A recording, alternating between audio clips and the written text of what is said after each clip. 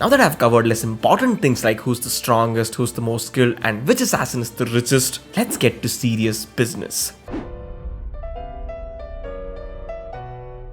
Because believe it or not, this is a fundamental aspect that furthers these hooded murderers' genes and helps sprout out more little assassins. Hey, like I said in one of my videos, I'm only human, so don't blame me for noticing just how stimulated some of these assassins are. And don't tell me you didn't see it too. So this is more of a service video to all those who wondered who really is the Horniest but never got an answer. And weirdly enough, nobody seems to have made this video of paramount importance. We see our favorite assassins get down and dirty more than once throughout the franchise, but just like in real life, some are more debaucherous than others, like way more. So depending on how adventurous they got throughout their lives, they'll be ranked. Also, I'll only be taking into account what happens during the course of the game, so keep your dirty stories and fantasies limited to the comments section. This could actually be the only silver lining of being an assassin. No oversight. And besides, the real answer to this question is us. The fans are the horniest. And before I start, I'd like to reiterate that this is all just for fun. So if anybody's about to start taking all this too seriously and go off on me, well, just don't. So without further ado, let's get right into the list. Number 11. Connor. I realize now that when I made the which assassin had the most tragic life video, Connor should have been number 1. Because if you're a 6'2", built like a tank, handsome young man like Connor, you should be having some fun and not spend the bulk of your late teens and early 20s with a stubborn old man thinking about choking your daddy. Unless that's your thing, which is totally cool. But we see Connor live out a life where the next mission is his only focus. Boring.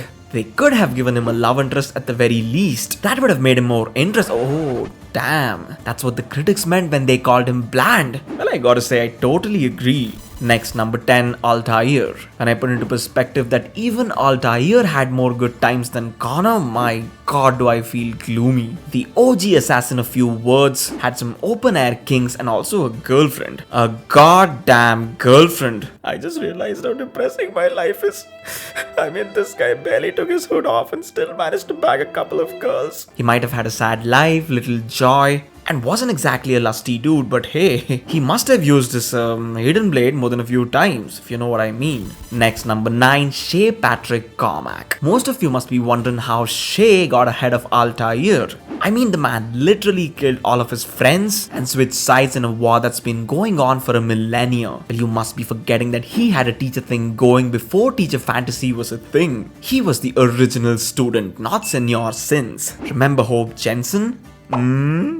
The sexual tension between the two was so thick you could cut it with a knife. So I assume that Shay must have taken a few private lessons from this captivating lady. Go Shay. Next, number 8, Jacob. This dude was trying his luck all over 19th century London. He was a walking drama with a sarcastic yet humorous side, so I'd assume he got along with a lot of girls and guys apparently, as Jacob is the first bisexual character of Assassin's Creed. This was even confirmed when he and Maxwell Roth share a kiss when Roth's about to die, which just sounds terrifyingly sad. But nevertheless, I refuse to believe that Jacob, being the scandalous man he was any less horny than his sister. Speaking of Evie, number 7, Evie Fry. The woman who was voted the most desirable in a poll was pretty into Henry Green. Well, technically speaking, he was into her, but you get my point. All throughout the game, we see Henry and Evie just wanting Jacob to fuck right off so that they can get to business. But him being the annoying brother just doesn't get lost. Like, he just doesn't.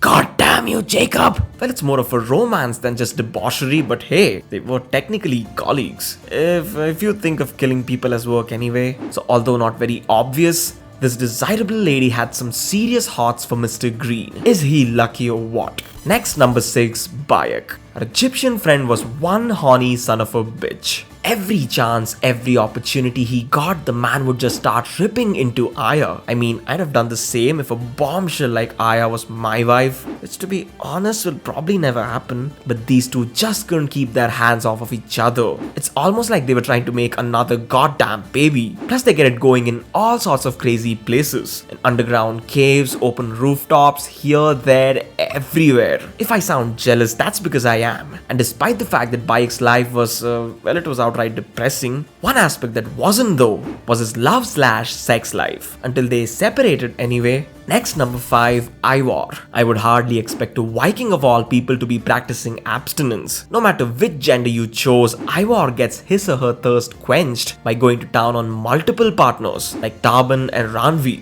The second one being his goddamn sister-in-law. Ivor, you disturbing That was a low blow, to be fair. This was one of the aspects that baffled me, because Ivor has always claimed that his brother means a lot to him, but ends up stabbing him in the back like this. Not a very good brother, is he? It's evident that he's too horny to control himself. And before anybody tells me, that's a choice, you can choose to walk away. Let's be honest, I haven't met one man who did so. Not one. So just stop lying.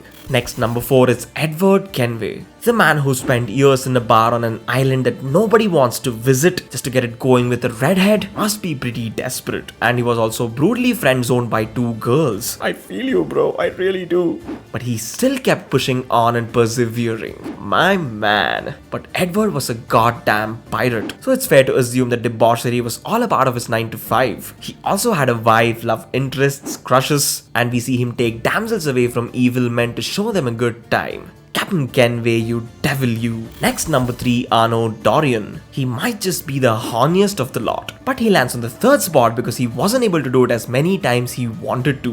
Why did I call him the most titillated? Well, this guy gave up his ancestral duties, his heritage, killed his friends, went into depression, kind of betrayed the creed, and ran roughshod over Paris, all for a girl. Well, Elise was hot. No two ways about it. But damn, did she know how to keep a man chasing her. I think if all women took notes from this red-headed beauty, our lives will become a lot more miserable than it already is. It's established that Arno was banging Elise all throughout the events of Unity. I mean, the guy was behind her right from the time he was a bloody kid. Well, I guess you gotta start early. Also, he's the only assassin that made an impact against the Templars. What's better than staying in the Templar Grandmaster's house and making love to his only daughter at every opportunity? Talk about a goddamn surgical strike. Arno, I love you. Next, number 2, Ezio. Every gamer's favorite Italian, Mr. Auditore, was a man of many vices. In fact, in his grown-up intro scene in Assassin's Creed 2, we see him do more savage things than I did all of last year. And as and when he grew older, it only amplified. The man ran roughshod over the women of Firenze for a decade and a half before expanding into other territories. In addition to all the courtesans he visited, he had a full-time girlfriend, crushes, love interests, friends with some major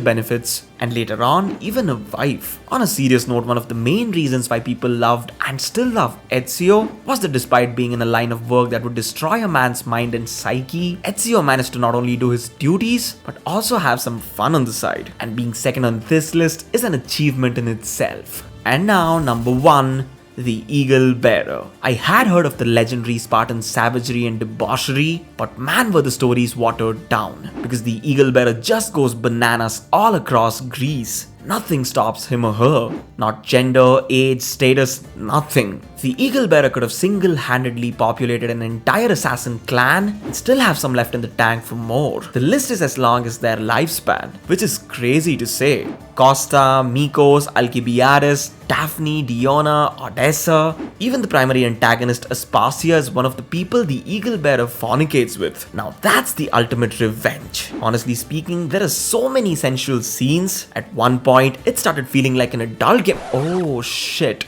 That's why all you guys love Odyssey? You know what? It's my favorite too. Damn it, why didn't anybody tell me this? Why?